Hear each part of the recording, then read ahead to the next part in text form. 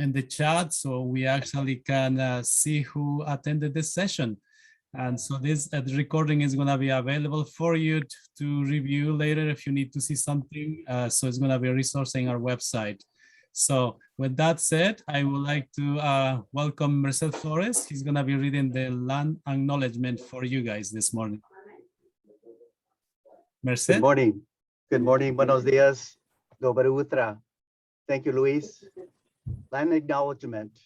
Every community owes its existence and vitality to generations from around the world who have contributed their hopes, dreams, and energy to making the history that led to this moment.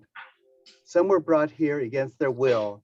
Some were drawn to leave their distant homes in hope of a better future. And some have lived on this land for more generations that can be counted.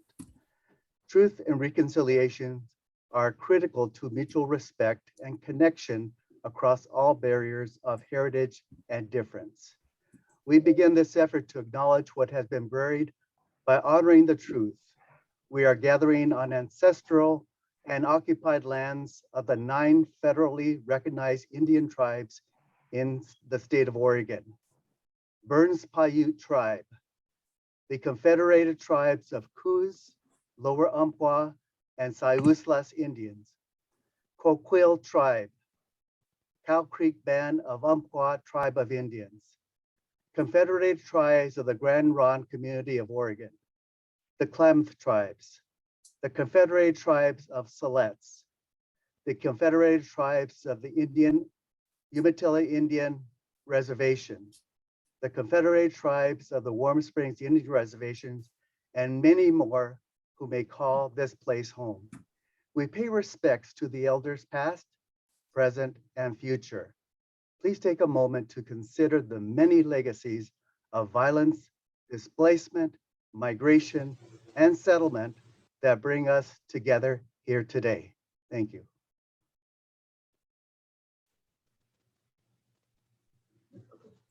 So please take a moment, just a minute, and then we'll move on, all right?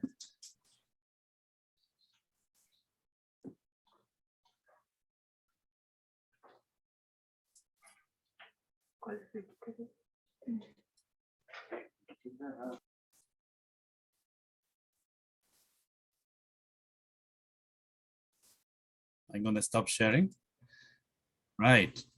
So if there is no questions, in that case, we're going to move on to our first thing in the agenda. So we're going to welcome Liz Ross, Director of the Federal Programs of the Department of Education. Liz Ross, the floor is yours.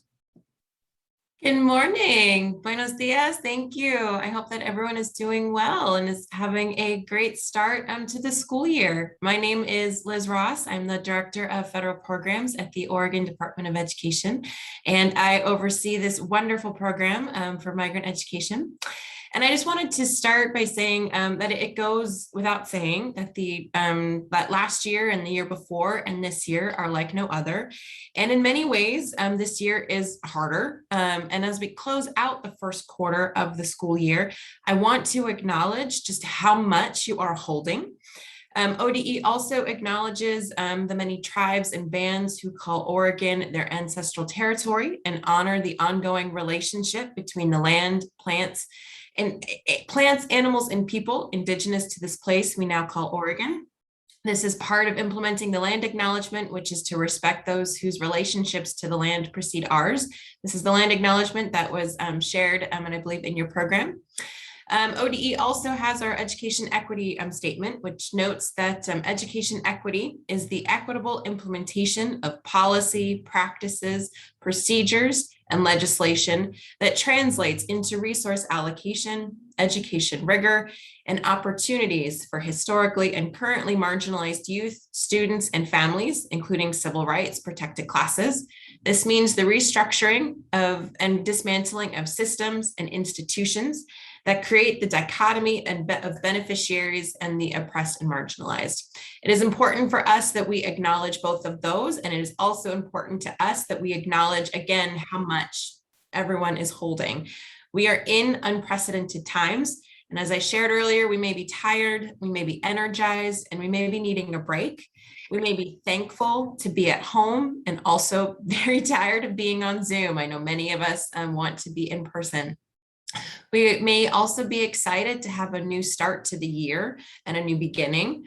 For some of us, like me, a new adventure. And for others, a comfort and familiarity to the rhythm of our work. For others, we may be feeling tired by the challenges and the opportunities we face.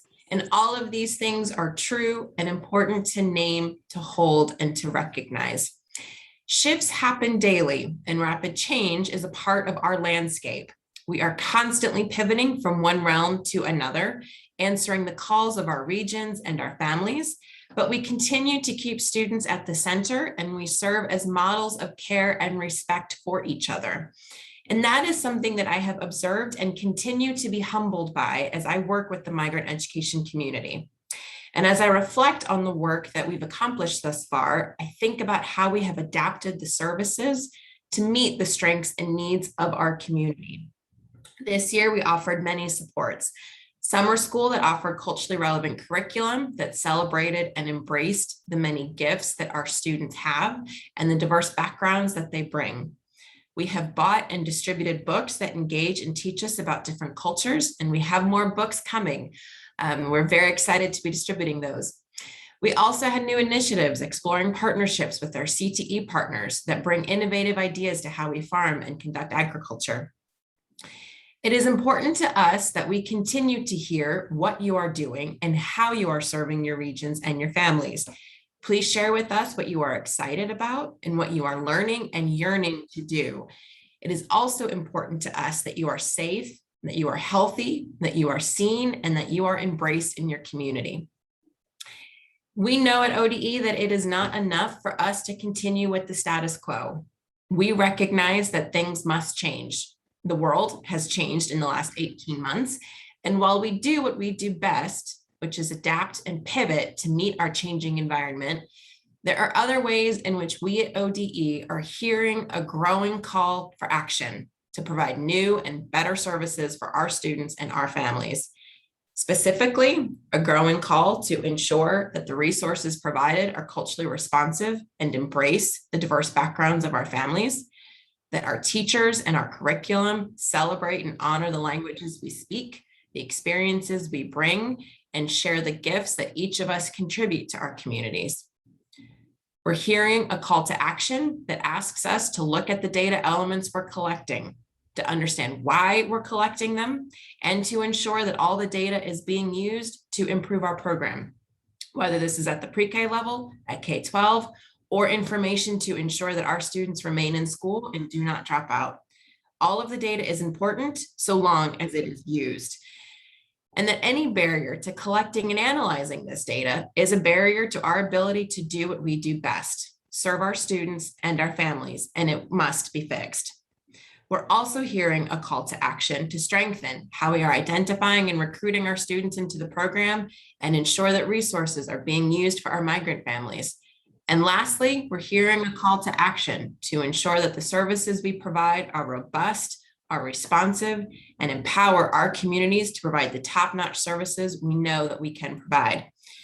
To all of this, I say, we hear your call, and we want to work with you and alongside you to examine the strengths and needs of our program. We are the third largest program in the country, and while we have amazing strengths and gifts, we also strive to improve. We will be hosting sessions in the next few months to gather your feedback and insight into what is working well and what can be improved. You are living this program daily, and you know the challenges and opportunities are in your community and in your region. We are eager to learn and to listen. We too have been examining at ODE our practices and reflecting on whether we are standing in the way of innovation or helping the work that you are doing on the ground. We recognize that there are many things to do, and we are wanting to streamline our efforts so that it eases the burden on you. To that end, we invite you to engage in a conversation with us. We will be humble listeners as we work with you to hear what is going on and partner to strengthen the foundation that we have built together. We're entering into November. This is a time often filled with gratitude and a reflection on the abundance that was the summer harvest. For me, as director of this program and of the 15 other federal programs in the federal systems team, I am aware of the gratitude I hold for this community, and I am aware of the abundance of grace, of patience, and fun. This community loves to dance and they love to sing, and they're filled with so much energy, and it fuels us with energy. And so as we continue on our year, I want to say, let's partner together in our joy and our energy and what we do, and let's roll up our sleeves and continue to strengthen our foundation to ensure better futures for our families. Thank you, good morning, and I look forward to hearing all of the beautiful work that you are doing. Thank you for the encouraging words, Ross. And next, we're going to introduce Julianna Kempfield. She is the Title I Migrant Education, Oregon Department of Education. So please, Julianna, the floor is yours. Thank you, Luis.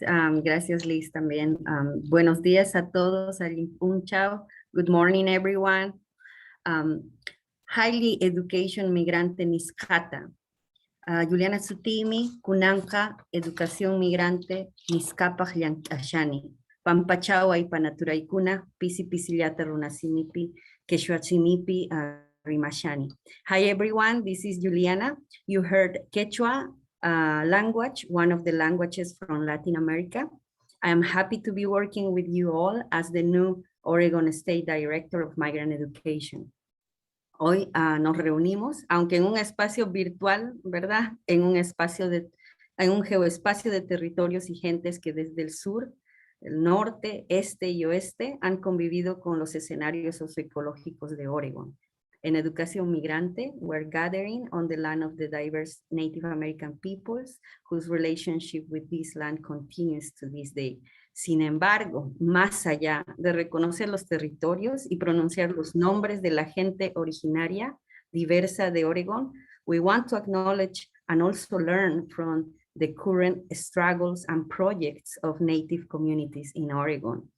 I'm happy to mention that in my 3 months in this position, I have learned from regional coordinators about their work with Native peoples who are also migratory students. I was surprised to learn, for example, that in the southern region, there are students, and students in general, not only migratory students, who identify themselves as part of 89 affiliated tribes.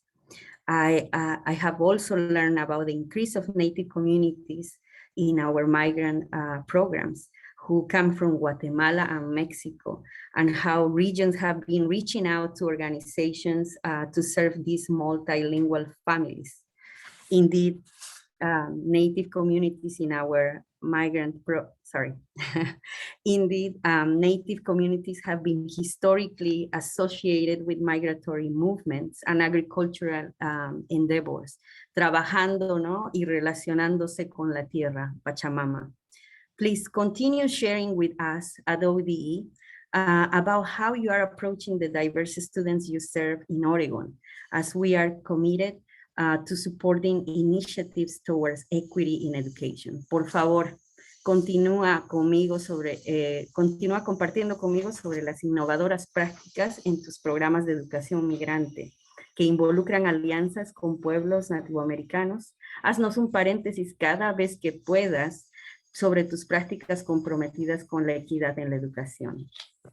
I appreciate your continuous commitment with migrant education, not only as staff members, but as direct or indirect mentors of pre-K, middle school, and high school migratory kids and their families. Personally, in these past 3 months, I have appreciated your critical questions and requests and the knowledge you share with me. I have not only gained understanding, but also reaffirmed my commitment to this work while having your support to navigate both the technical and the social complexities of Title I Migrant Education. I have untangled several learning curves thanks to you. Me encanta saber que seguiré involucrada con los proyectos que tienen en las complejas ramificaciones de educación migrante. Hoy tengo el agrado de reunirme con ustedes en este espacio virtual en nuestra conferencia anual. The Migrant Education State Conference seeks to build collective knowledge around supportive practices of peoples from their different capacities in this big family of migrant education. Tenemos hoy representantes de este trabajo a nivel nacional, del, por ejemplo, Interstate Migrant Education Council and the Education of Migrant Education, and the Office of Migrant Education, así como gente de la comunidad a nivel estatal de Oregon, representando, por ejemplo, en la casa hoy están Oregon Child Development Coalition, Identification and Recruitment Consortium, Higher Education Coordinating Commissions, Legal Aid Services of Oregon, Oregon Health Authority, Western Oregon University, los colegas de Meta Associates, our external evaluators, y tantos más que compartirán sus reflexiones desde los programas que ofrecen a los estudiantes migrantes directa o indirectamente, y directamente como Forest Grove Migrant Program, o también como los campamentos e institutos de verano, Oregon 4-H State, HEP, CAMP, Fundación Close Up, y muchos más who contribute to the educational growth of our migratory students, as well as contribute to the healing of the mind, body, soul among the community of multilingual members that we all serve. ODE, Migrant Education, strives not only to honor the right for quality education for migratory students, but also draw on the assets of our regional work towards community responsive practices in migrant education programs. Uno puede ver la diversidad de experiencias transnacionales y multiculturales de los estudiantes y sus familias, ¿verdad? Pero también podemos apreciar entre nosotros mismos la diversidad que traemos a nuestro trabajo en este campo. En este evento espero que consideren dos preguntas mientras aprenden del trabajo de otros relacionado directa o indirectamente a la educación migrante en esta época particular de pandemia. Please consider the following questions while you attend today's presentations. How can the knowledge presented or co-constructed in this conference today contribute to the closing of the opportunity gaps that our migratory students face? ¿Cómo pueden los conocimientos presentados o co-construidos en esta conferencia hoy día, verdad? ¿Cómo pueden estos contribuir a cerrar las brechas de oportunidades que enfrentan nuestros estudiantes migrantes? How can we apply this shared knowledge at our local level to contribute to the uplifting of our migrant families and the uplifting of one another? ¿Cómo puede aplicarse este conocimiento compartido hoy día a mi nivel regional local para contribuir al avance de nuestras familias migrantes y apoyarnos unos a otros? Finalmente, thank you again for joining us in this important event. I feel very fortunate to be part of this collective force, helping drive us towards the best opportunities for success for our migratory students. Highly Migrant Education Niscata. Adelante con la educación migrante.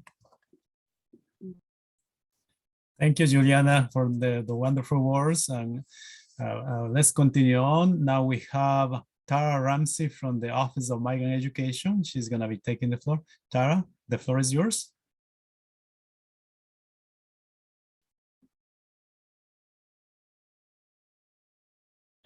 I started to say, my name is Tara Ramsey and I'm muted. Good morning, everyone. Again, my name is Tara Ramsey and I'm the acting director of the Office of Migrant Education. Some of you might find me a familiar face or familiar name. I worked in migrant education at the federal level for several years, especially on the HEP and camp side of the office, but went on to work in Indian education and some other places in the Office of Elementary and Secondary Ed. But I've come back to OME to assist while Lisa Gillette is on detail. And we did have a PowerPoint. I wasn't sure if I was going to be able to share my screen or not, but I'm happy to go ahead and go through my talking points without sharing the PowerPoint, if that's preferred. Again, we just wanted to share some updates with you and also just again share with you how much we really appreciate you inviting us to your meeting and involving us. We don't get to travel much these days, so again, we're excited when we can even join you virtually. So I did want to just share with you today a couple of things. We want to talk about the Department of Education's resources to build back better. I'm sure we've shared with you those things over our listserv, but we also want to touch base with you, touch base on them with you here now. We also want to touch base on identification and recruitment and MEP funded services during the COVID-19 pandemic, and as well as just share with you some recent MEP data. Tara, you should be able to share your screen if you like to. Great, thank you so much. And let me just get this ready to do that, and we will. All right. So hopefully, yeah, you see our PowerPoints. It looks like you should see them. Right, so I just kind of went through our agenda there. And so let me go ahead and move on to our first topic. And that is talking about the department's Build Back Better resources. Again, as you're probably aware, the department is dedicating significant resources to to getting our students back into school, returning to safe in-person learning across the country. And while the pandemic has impacted all students, it has deepened pre-pandemic disparities in access and opportunities for students of color, multilingual learners, students with disabilities, of course, LGBTQ+, and students as well. And there are too many resources right now. I mean, we've put out a lot recently for sure to describe them all or even list them individually, but we certainly wanted to make sure that you are aware of a few recent highlights. And I encourage you all to explore the department's website and explore all of these resources in depth. And so as we've listed here on the slide, there's just a few that we do want to highlight. So the department released its its back to school roadmap in August, and it's to support educators and school leaders, parents, families, and communities, of course, in their return to in-person learning. And the roadmap follows a natural progression of several milestones ranging from vaccination of students, which is great. It says over age 12, but I think we know that's been updated in the last few days, which is exciting, to mental health supports and addressing lost instructional time. As well, it talks about 3 landmarks along this road for back to school. And that's prioritizing the health and safety of the students first, the school personnel and families as well. Secondly, it's building back school communities and support students' social, emotional, and mental health at this time. And then lastly, but not least of all, accelerating academic achievement. And so again, I encourage you to check this website out, but also, there's many other resources there. Secondly, there is a new grant program. It was called Project SAFE. It's called Supporting America's Families in Education. And in September of 2021, the department announced a new grant program to provide additional funding to school districts that have funds withheld by their state or otherwise financially penalized for implementing strategies to prevent the spread of COVID-19 consistent with CDC guidance, such as universal indoor masking. And local school districts may apply for Project SAFE grants that will allow them to restore funding without withheld by state leaders, such as from school board members or superintendents who have had their pay cut. And when the school district implemented their pay cut, when the school implemented these strategies to prevent the spread of COVID-19 in schools. And then lastly, I think a lot of you have probably heard about this one, and this is actually what I was working on before I came to the Office of Migrant Education. Those are the whole catalog of COVID-19 relief funds, but specifically one I want to mention the ARP, the American Rescue Plan ESSER program funds. And as you're probably aware, Oregon's plan was approved on July 15th, 2021 for the American Rescue Plan money. And the total allocation for Oregon is approximately $1.112 billion. And we are certainly pleased to see, we were pleased to see in the plan that we had, that there were several mentions of migratory students as prioritized as a subgroup. And we know, for example, that in describing your priorities for funding summer programs, you stated that, Oregon stated that the priority will be given to programs that can effectively demonstrate evidence-based recruitment and comprehensive outreach methods to actively engage or re-engage and retain migratory students, along with a list of specific student groups. And I can tell you right now, we've talked in the Office of Migrant Ed about how this year, one of our main focuses has to be identification and recruitment and re-engaging our students. That, you know, it's first and foremost, because if we can't find them and we can't re-engage them and recruit them, they're not, you know, we can't do anything else. We can't give them the services they require. And then also too, we noticed in your plan that one of the requirements for LEA plans for ESSER is that for community engagement. And there was a focus on specific groups, including migratory children. And so those are just some recent things that we wanted to highlight. Again, there's a whole catalog of resources and other things under the idea of getting our students back to safe in-person learning. And so we wanted to share those with you. Hold on just a second. Let me make sure I've got my notes up here. All right. And so moving forward, go on to the next thing. We obviously did want to talk about identification and recruitment. And so we wanted to just talk to you, you know, that how important identification and recruitment is. And I always want people to know I've had to recruit students. I was a grantee in Southwest Missouri and I was out there recruiting students. And so I know how hard it can be when I say we need to identify and find our students. You know, I'm not saying that as someone who hasn't had to struggle with that, certainly not during the pandemic and the way that's been, but I know how difficult it can be when I say, you know, we need to go find them. So we wanted to just go over some topics about that. You know, given the disproportionate impact on our students, you know, we know that it's more critical than ever. And of course, one of the things we want to remind you about is the fact sheet of flexibilities, and that they are still valid. The fact sheet on the flexibilities describes, you know, that states may implement these flexibilities during the pandemic, and obviously we're still in the pandemic. And we clearly state that our guidance is intended to be taken in the context of the guidance from your state, local school districts, and state and local public health officials. So again, we're not saying, you know, we know that this is couched in the context of how your state is working, how your local districts are working, and certainly your public health officials.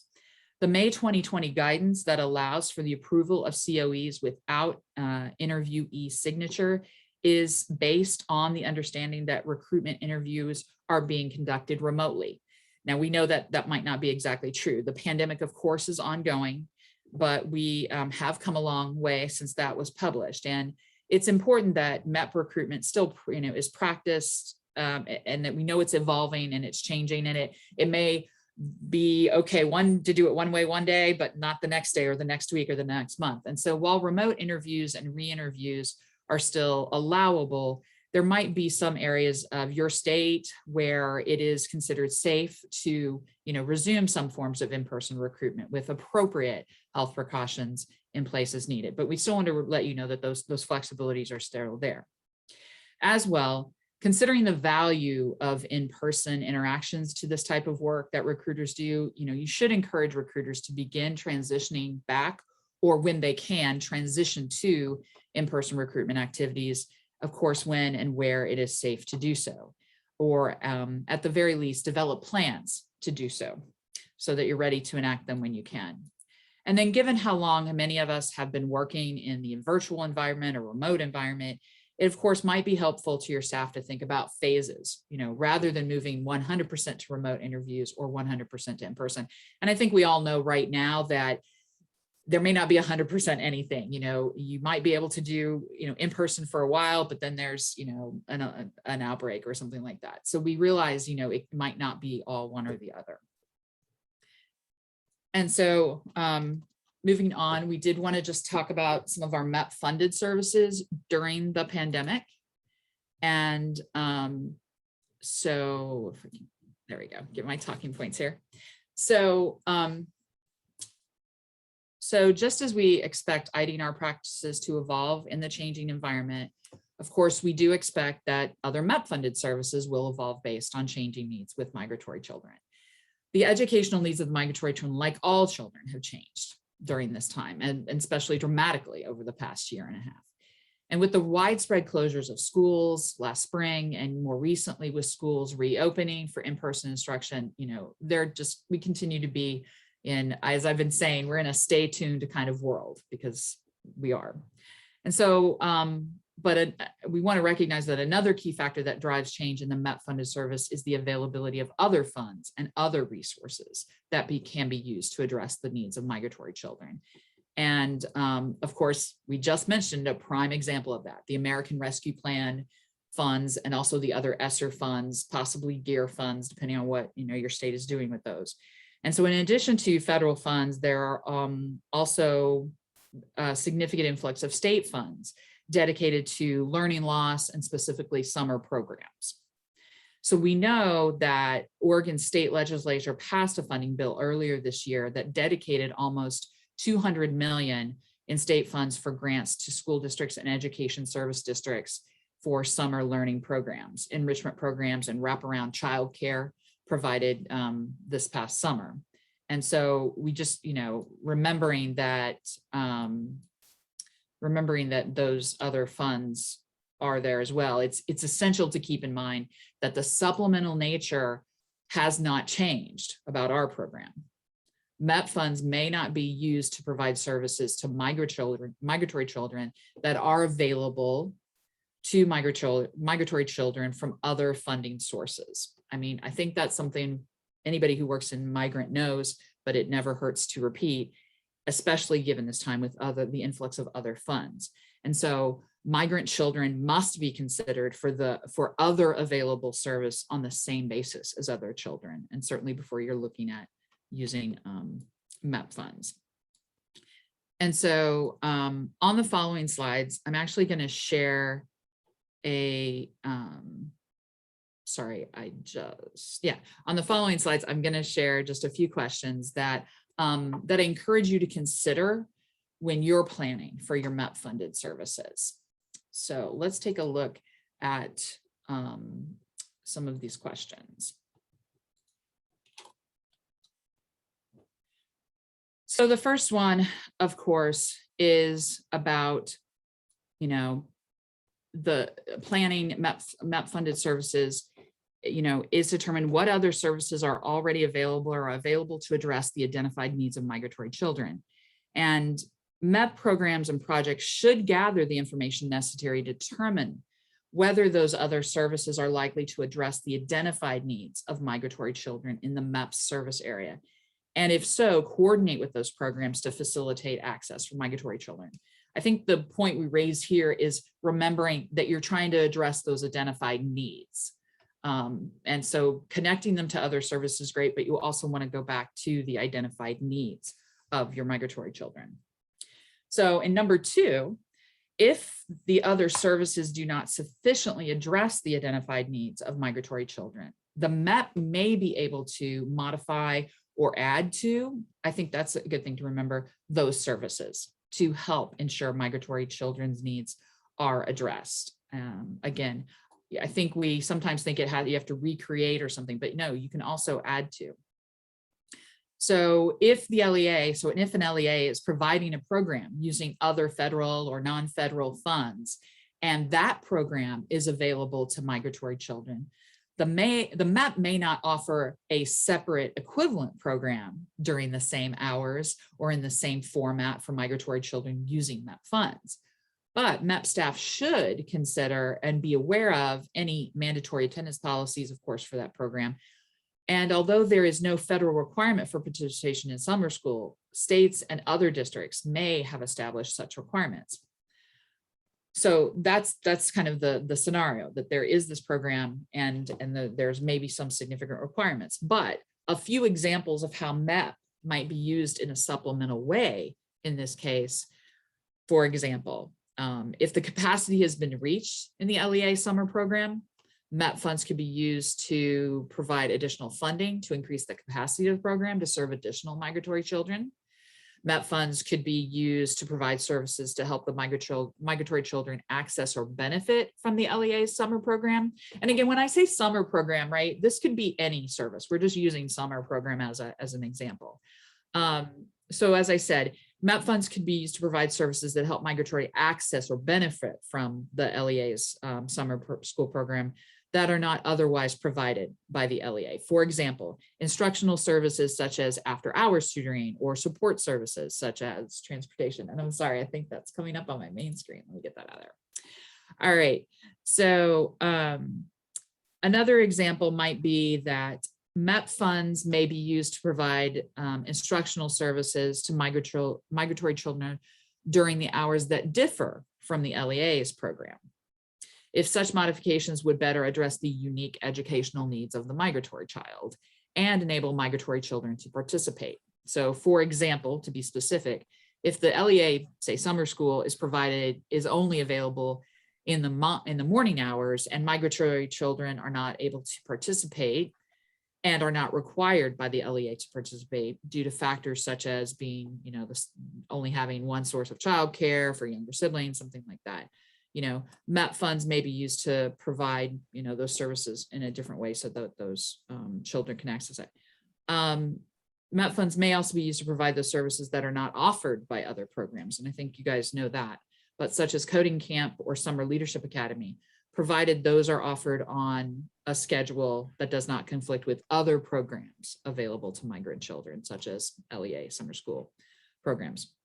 So lastly, and similarly, MEP funds may be used to provide services that are not available to migratory children from other sources in certain age or grade spans. And so these are several ways that you could take something that LEA is doing and, if it's not quite fitting for migratory children, how you might be able to use MEP funds to make sure that they can access them or that they get services without supplanting what the migratory child could get from federal programs or from non-federal programs. And so with that, we're going to move on to our third question. And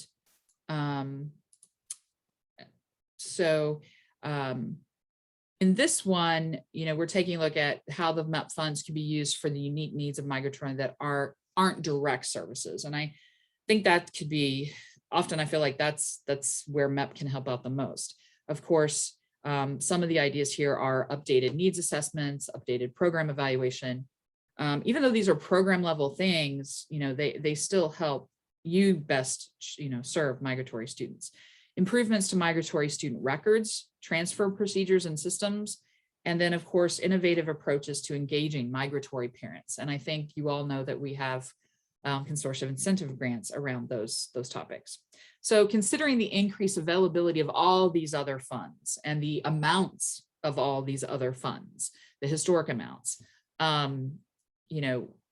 considering all that funding dedicated to learning recovery efforts, and we have tried to encourage states to think of ways to use MEP funds for allowable and necessary activities that maybe aren't direct services, but could improve your program to then go on and serve students better. And so, as I mentioned in the agenda, I did want to just go over some of our recent data that we have for you. And we want to take a look at share with you the national Category 1 and Category 2 child counts. And so this slide displays the Category 1 and Category 2 data that states have submitted through our EdFact system. Category 1, of course, is all eligible migratory children except those ages birth through 2. Children through birth through 2 are still eligible for MEP services, but they are not included in the counts for funding purposes. And then Category 2 is the number of Category 1 children who were provided MEP funded services during the summer or an intersession period. So you can see here that national totals for both Category 1 and Category 2 declined in 2019 and 20, And we certainly attribute that large decline into the, due to the pandemic, which began about halfway through 2019, 2020 performance period. But of course, it greatly affected identification and recruitment. And then while we can't point to one single factor, it's likely that, because of the pandemic, there were other mitigating factors, and that includes children not moving as much, or fewer children moving, the unavailability of qualifying work, and of course, safety related restrictions on ID&R that kept our recruiters out there from finding kids. And as you all know, as our nation's 5th largest state, Oregon is our 5th largest state in terms of Category 1 eligibility child counts. Oregon's counts have a significant impact on the national totals. And, we want to just talk about how Oregon compares to the national trends. And so the national Category 1 count declined 6.7% in 2019-20 or 19-20. So again, just to repeat that, it declined by 6.7% in 19-20 compared to the year before. So while Oregon's Category 1 count declined by 9.2%, it's, again, let's just go through that. So the national Category 1 declined 6.7, Oregon's declined by 9.2 in Category 1. Now, compared to the national decline of 16% in Category 2 for the same period, Category 2 in Oregon declined 31.2%. So that gives you some comparison between national numbers and state numbers. And of course, states will be soon reporting their child count numbers this December, next month, for the most recent performance period of 2021. And of course, we have already, the good news is we've already been seeing some promising data that points to possible increases in the identification of migratory children for the 2021 compared to 2019-20, which I think we all hope for, but the good news is we're starting to see some data that actually shows that. And so we want to take a look at some of that more recent data, and we'll go to the next slide here. So this chart provides national counts of qualifying arrival dates reported in the Migrant Student Information Exchange M6 for the past 5 months compared to the same month in the previous year. All reported metrics are updated at the end of each respective month to contextualize, where each month stands related to the previous same time in the previous year.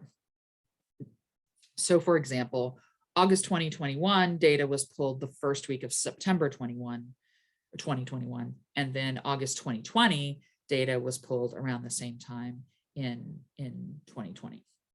And so as you can see, for these 5 months, the number of new qualifying arrival dates is greater in 2021 compared to 2020, when the COVID-19 pandemic began and may in some cases been more severe. And while we see almost an 82% increase in the number of new qualifying arrival dates when compared to August, compared from August of 2020 to August 2021. So we see almost an 82% increase, which is good. The increase we see here is likely due to a combination, of course, many factors, and you guys probably know these firsthand. There may have been more families moving as businesses began opening again, vaccines became more available, and similarly, recruiters may be returning to in-person recruitment that might be more effective. They may be adapting or increasing the use of technology to become more effective in locating and contacting families. And so we have just a couple more, one more data slide for you, and just show it here. So this chart is actually available in M6 as a dashboard report called entitled Records Exchange. And this shows the top 10 states in the nation in terms of migratory children moving to or from Oregon for the performance period of 2020 to 2021. That's the navy bar that you see there on the chart. And then please be aware that this report also includes children moving within your state, so intrastate moves as well. And then you want to note that this performance period ended on August 31st of this year, but states still may be collecting, of course, submitting data at M6. And for each of these states, the chart, sorry, just a second. Okay, there we go. For each of these states, this chart also provides the corresponding number of those student records that personnel in the state have accessed, and that's the red bar, as well as the volume of move notices the state has received or sent, that's the green bar, and the data requests the state has received or sent, that's the purple bar, which you can hardly almost see some of those in some cases. But it's gives you some information, about not only the moves of children, but the access and use of M6. And as you can see here, out of all participating MEP states, California has the highest number of children moving to or from Oregon, followed then by Washington, Idaho, Texas, Arizona, Utah, Nevada, Florida, and Colorado. And of course, Oregon's data shows the number of the children moving within the state. And so for all states, the student records viewed in the performance period, the red bar, is low, though the system only began collecting this information after deployment. And so that red bar only accounts for student records viewed, just so you're kind of aware of that data. And then, sorry, hold on a second here. So for all, for move notices, the green, and data requests, the purple, that are far below the volumes of children moving to and from the state, which I think you can summarize that from looking at it. I would like to say thank you all, though, that are viewing a child's record in M6, sending and responding to move notices and requesting data from other states when needed. We really appreciate that, you're using the system, you're a model for your other colleagues in using the system and making the records exchange work for our migratory students. So thank you for that. We are encouraged, we encourage increased use of M6, of course, as this valuable tool that it is to communicate about our students moving across states. And especially given the pandemic and the decreased availability of like face-to-face recruitment, this data can really help us. And so with that, of course, I want to just end. I usually start with this, but because of the technology, I got a little distracted. So I'm going to end with what I always like to include in our presentation, and that's gratitude for everything that you do. From recruiters to administrators at local levels, state levels, whatever, we know that how important your work is. And again, I always turn to my personal experiences working in migrant from the ground up, knowing how hard it can be, how important it is. And so when we say that we really thank you for everything that you're doing and how you've adapted and become resilient in this situation, it's not because, we're just saying it's because we know how difficult it can be. And so with that, I just want to thank you again for your dedication to the MEP, especially during these challenging times. Thank you, Clara. Let's give her a round of applauses. Thank you for sharing such wonderful news and information about our kids. So our next thing is going to be, I actually want to thank, Rosa Gilbert from Northwest Regional. She actually, and their team for sure, they created a video about our migrant student in our own backyard. So that we're going to be sharing today. So the movie is called The Migrant Spirit, featuring the student who was in this movie is Alejandra Lopez Nestor from that region. So just give me a second and I'll begin the movie for you guys.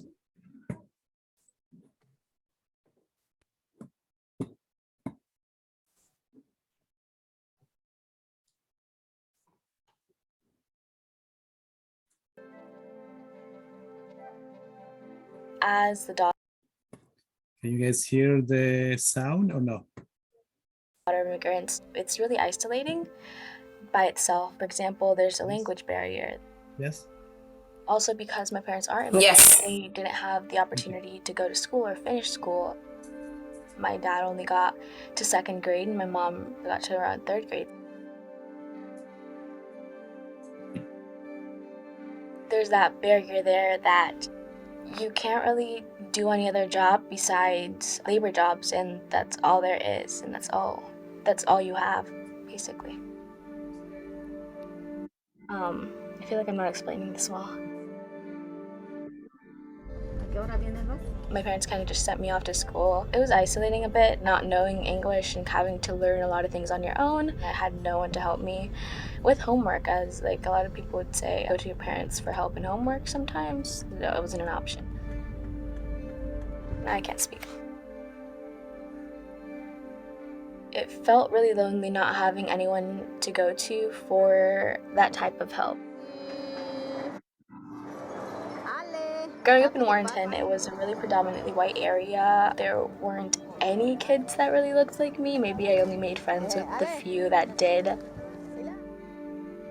There is a lot of racism, and there's also a lot of white supremacy that exists there. There has been a lot of times where there's been Confederate flags with nooses tied around the back of people's trucks, the front of people's trucks, or in their households.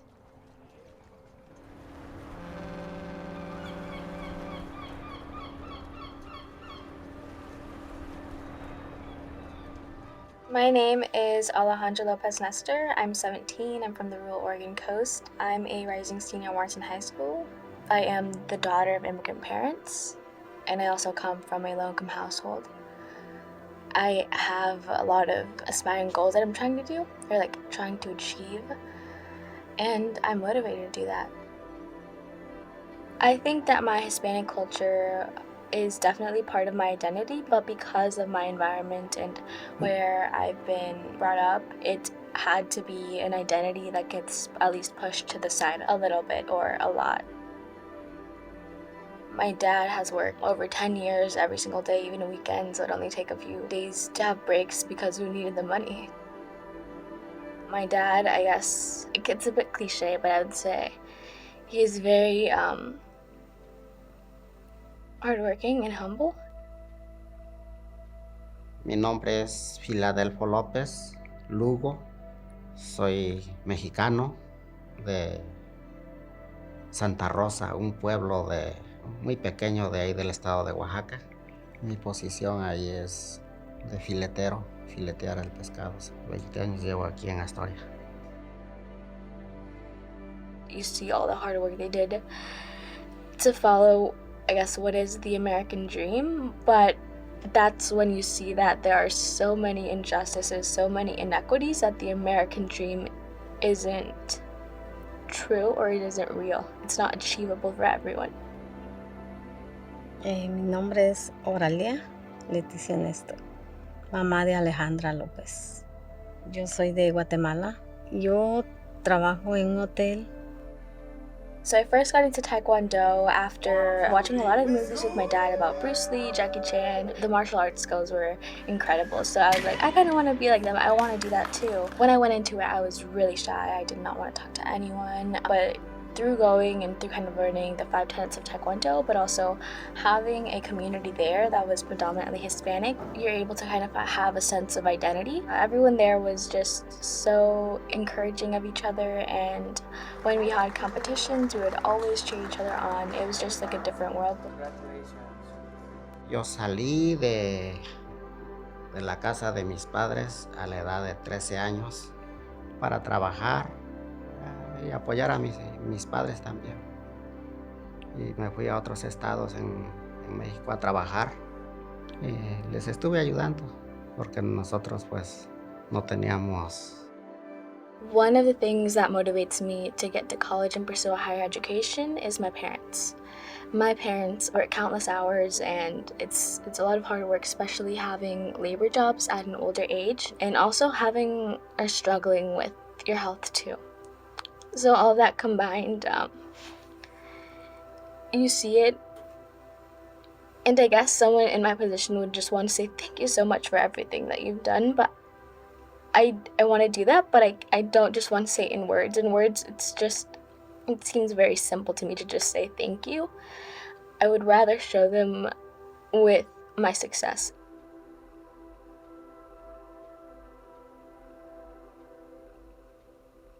A day in my life has a lot, but there's also 7 days in a week, so every day is different. As of right now, I have an internship.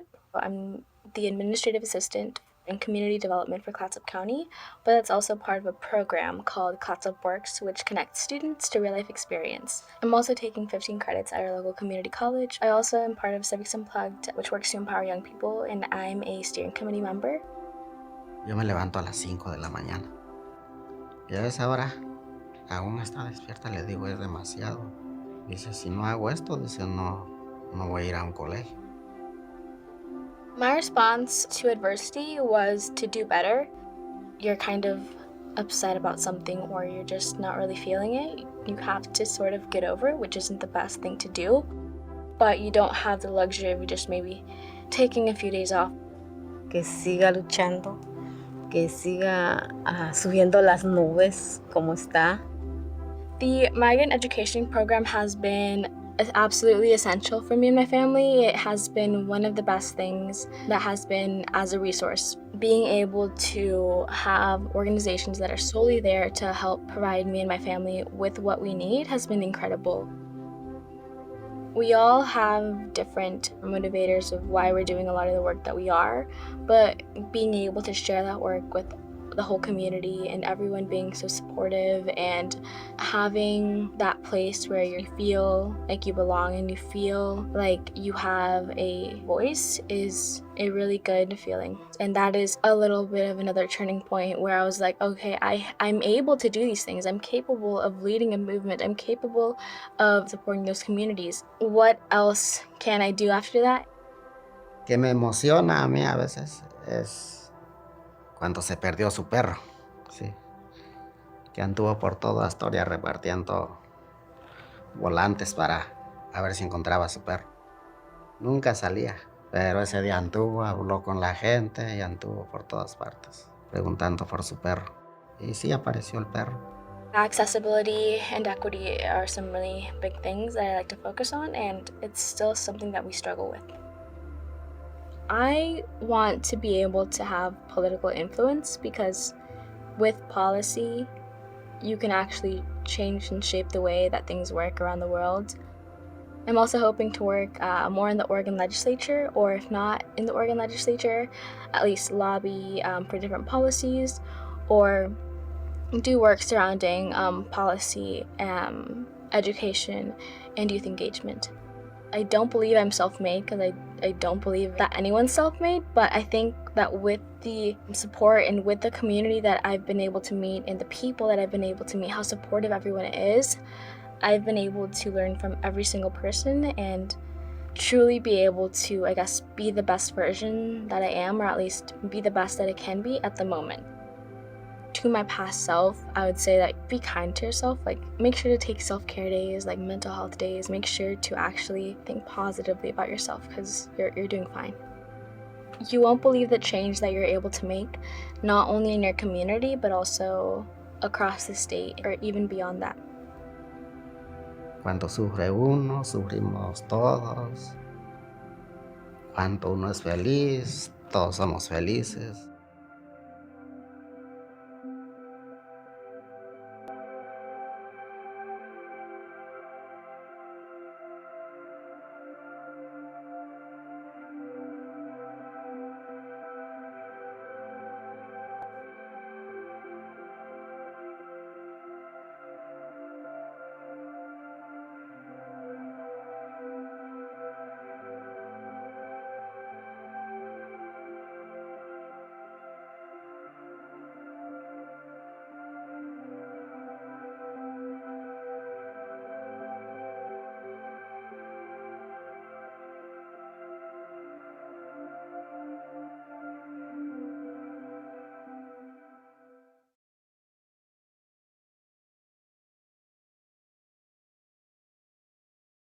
Okay, everyone. People are making Just give me a second, sorry. Okay, so thank you. I mean, that was a wonderful story, inspirational story. And I mean, it always touches my heart to hear that story from Alejandra.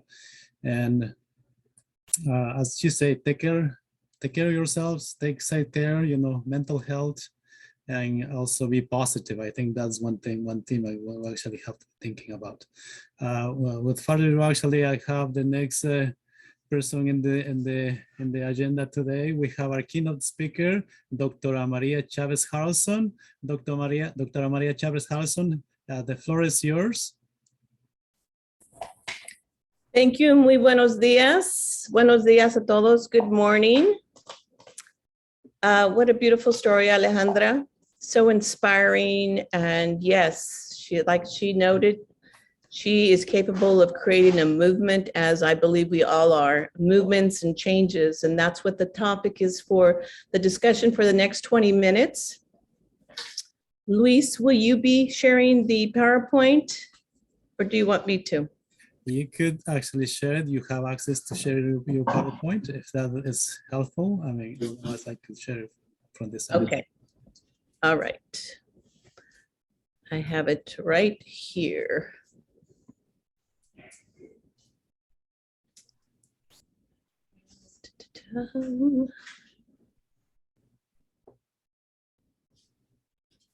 Aquí está. Here we go. And from the beginning. And I assume you're going to be letting guests in. Yes. Okay. Where is that? There we go. Couldn't see it because of the tab up top. All right.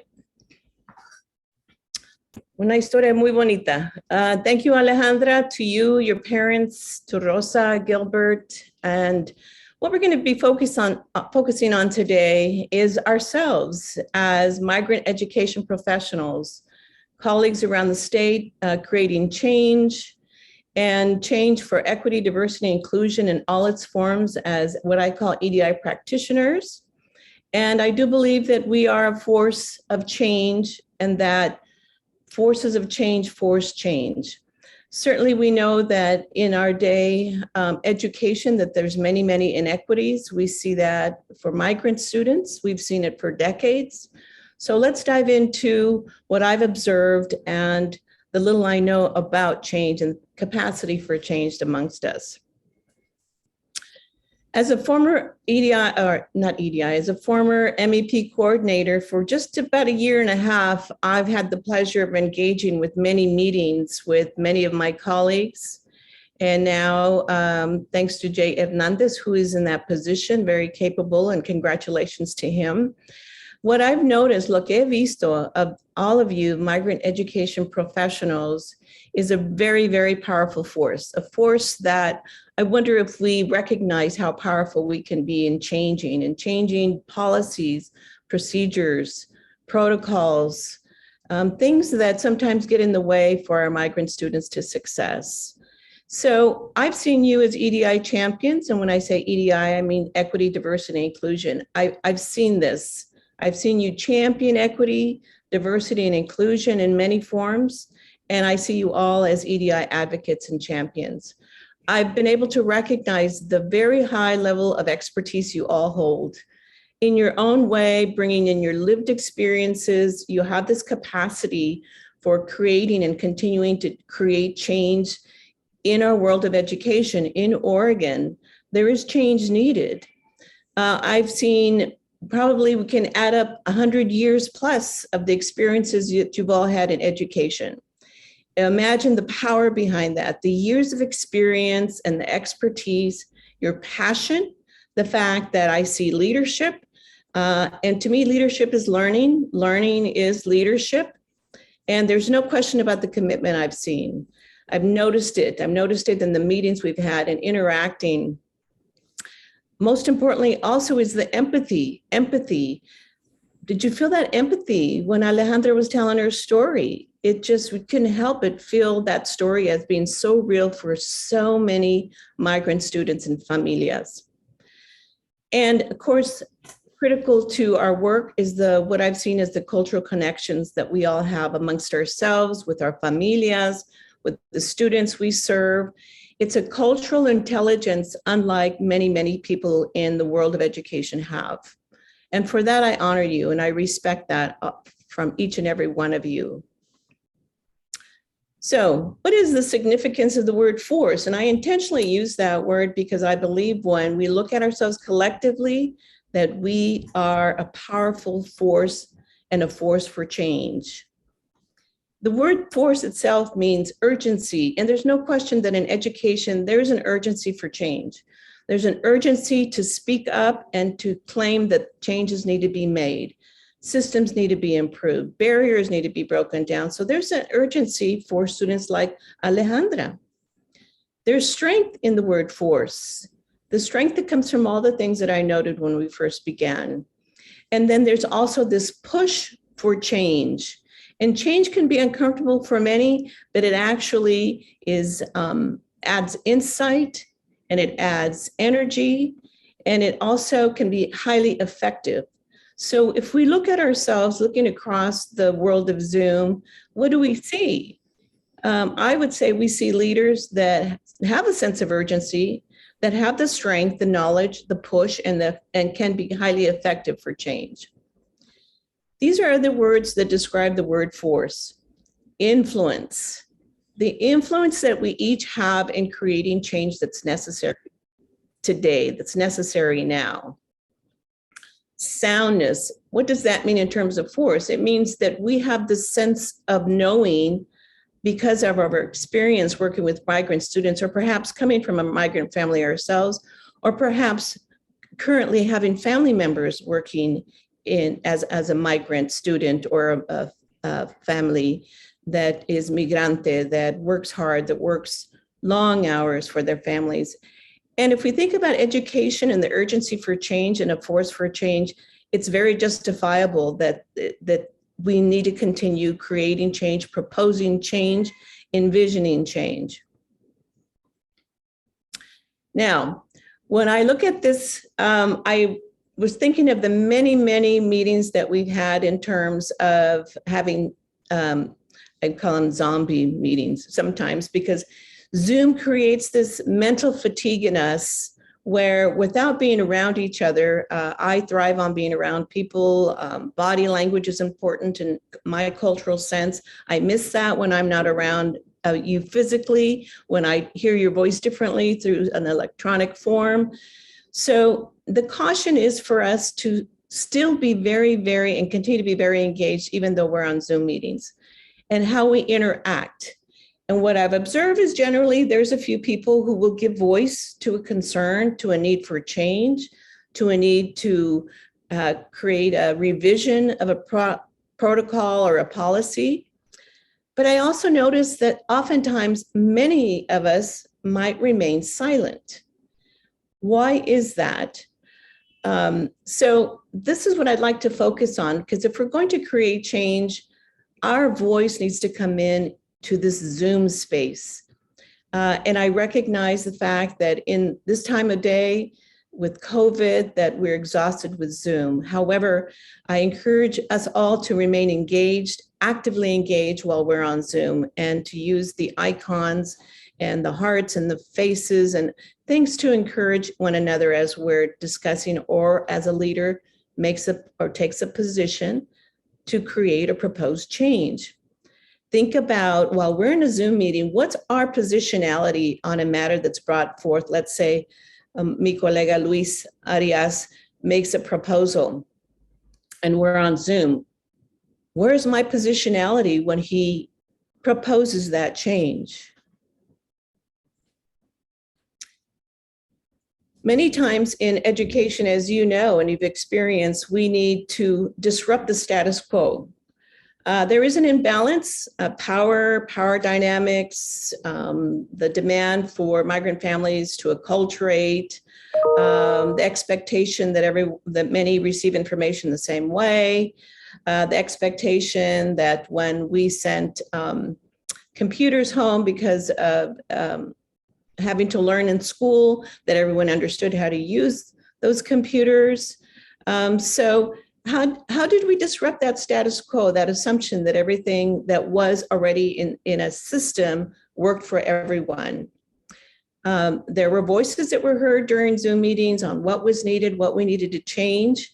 Sometimes there were single voices, and did they really create change, or could we have offered support in that process?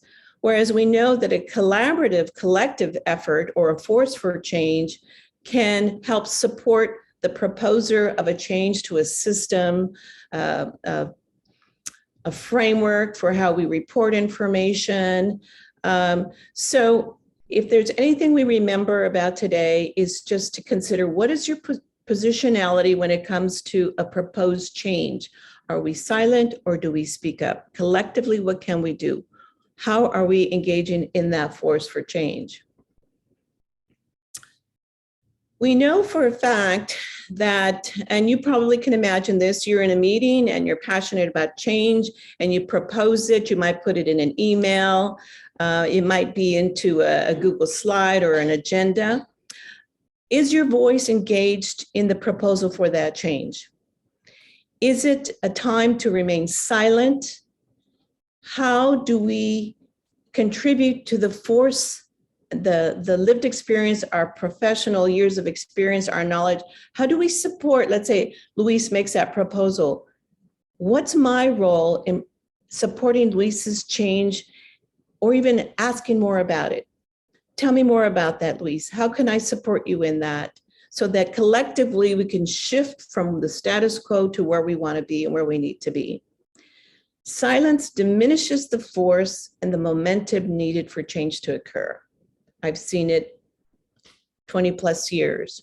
Silence, if we don't even say put an icon during Zoom or thumbs up or say, tell me more about that in the chat. Interesting proposal. What do you need from me, from us? That kind of exchange when there's a proposal made for change. If we're silent, I would know where your position is on the change. If you disagree, that would be good to know also. That could be expressed on a Zoom, in a meeting, verbally, in a text, but where do you stand? What is your position on a proposal for change? Or is it that we're getting comfortable with what has always been? We could come across as being complicit. And the word complicit means we're engaged in the status quo. We're involved, we're taking part in the status quo. What could be creating barriers could be something that we could change, but we might be partially responsible for being complicit with what has always existed. And we know those that within the natural leaders within the group of migrant education professionals that will speak up, that will challenge, that will propose an idea. Is that the time? Could that be the time for that force for change to step in and say, I agree, let's focus on that. Let's bring that back to the next meeting. Silence can also be considered acquiescence, which is, does Maria agree, disagree? But if I'm silent, quien sabe? Nobody knows where I stand. If there's 20, 30, 10 people on the Zoom, where are you positioned on the issues and the concerns and the topics that come up? If it's acquiescence, it's you're accepting, complying, and in agreement. So again, I would venture to say that we're going to be doing Zoom meetings for quite a while due to COVID. And I want to recognize that because it's such a difficult way to communicate effectively, but it can be done. We can challenge that. Okay, this is for me a call to action. So when someone says or proposes, describes the vision for change, how do we help that person identify it, articulate it, communicate it so we're the guiding coalition for that change? How do we align with each other or misalign and then figure out where we're meeting? I would say virtually, you can give each other a high five in terms of what you support, what you don't. Use those icons, unmute, speak up, your voice is necessary. We know that in MEP work, we're all leaders and we're learning, constantly learning. And we're risk takers. It's stepping into what we may not know 100% about, but we're curious enough to change the existing system, that existing policy. If we don't question, if we don't challenge, if we don't propose change, change does not happen. But we need to do it collectively.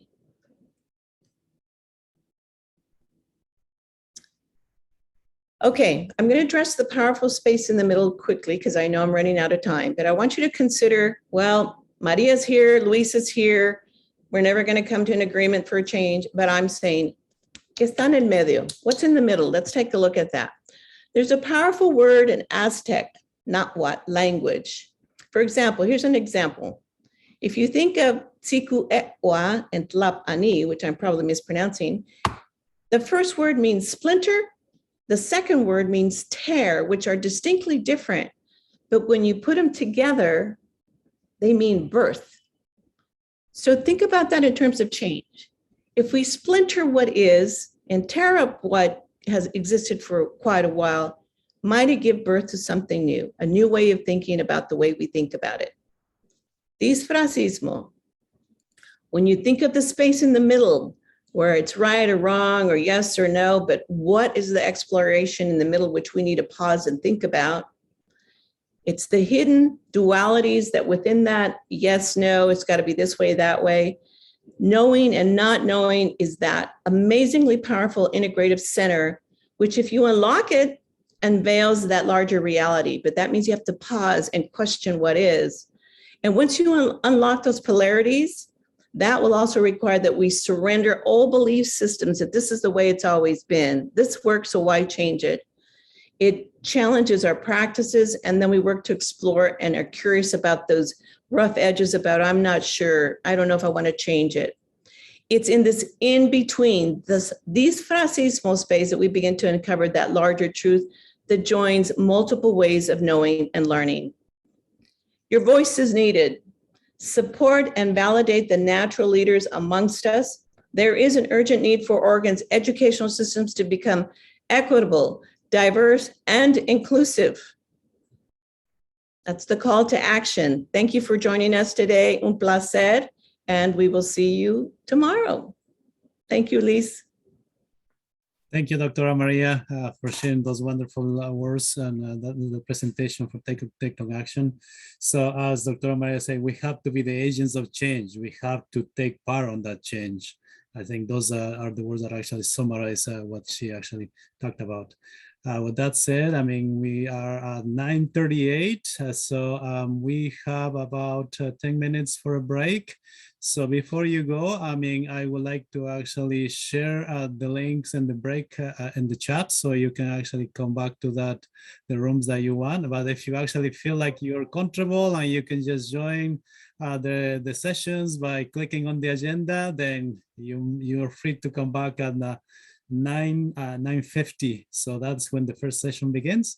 So otherwise, stay behind a little bit, and I'm gonna share the link for the session. I'm in room C. I'm gonna be actually facilitating that room. So for the other facilitators, please do put your links for your rooms in the chat so people can actually access those rooms. Thank you so much.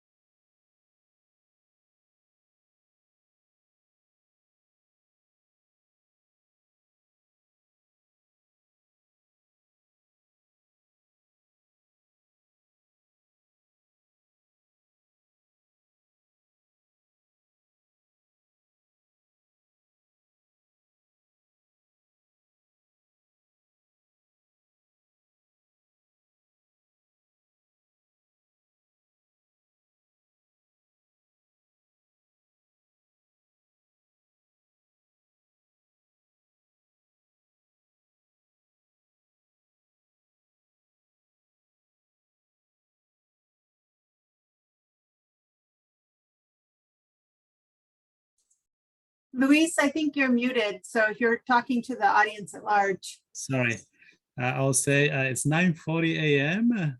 So everybody shared the room links. So at this point, if you have the links on the chat, just copy it and post it in your browser. And we'll see you in about 10 minutes.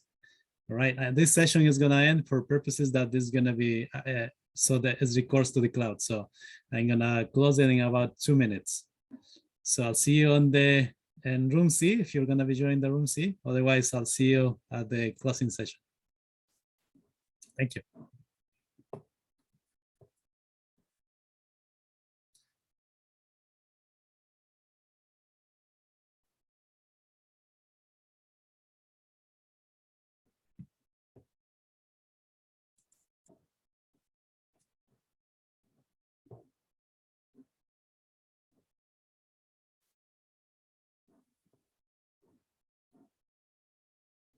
Entonces, Jonathan, nos vemos en unos 5 minutos, ¿eh?